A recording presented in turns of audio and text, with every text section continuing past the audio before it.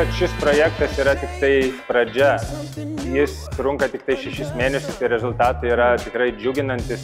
6000 vaikų jau išmoko, pabandė pašaudyti ir 2000 vaikų buvo ištestuoti. Tai mes keliamės į kitus miestus, tikrai neketiname sustoti ir ugnies linija bus, manau, tikrai didelė.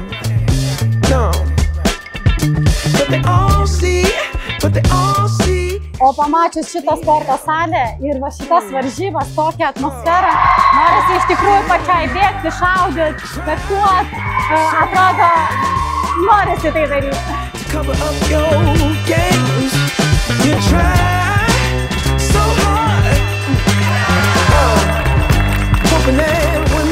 Kiekvienas kartas, kai mokiniai eina ne užsimti kažkokią veiklą už mokyklos ribų, o sportuoja, negali vertinti niekaip kitaip, kaip tik tai gerai ir labai gerai.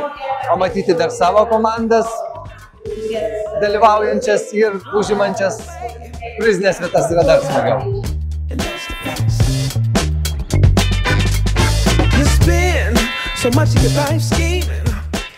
Jau mokykloje mes turime ruoštis, turime suprasti, kad auginame kartą ir augame patys tie, kurie ir turės apginti mūsų tėvynę. Tai fizinis aktyvumas yra sudedamoji ir neatsiejama Lietuvos gynybos dalis.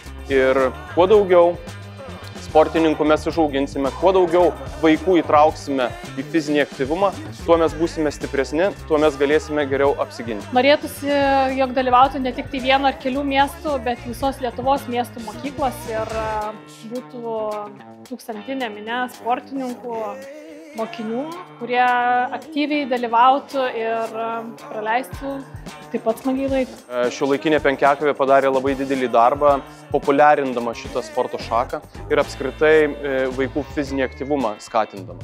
Tai didžiausi linkėjimai jiems, didžiausia paskata toliau kurti, toliau įgyvendinti panašaus pobūdžio projektą. Vaikui sudalyvauti varžybose, nes kai kurie jų tikrai nėra dalyvavę, niekur dar.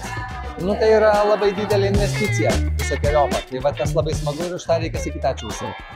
Labai teigiamai, labai smagu, kad yra toksai projektas ir žinau, kad jisai dabar plėsis, kadangi vis tiek vaikams aš matau, kaip jiems faina, kaip koks azartas, kaip jiems įdomu, kiek jie gali čia patirti daug naujo. Tai aš galvoju, tai yra sveikintinas dalykas ir aš labai džiaugiuosi, kad šiuolaikinė penkiakovė tokią apsiėmė iniciatyvą ir apskritai pradėjo rengti tokias pamokėles.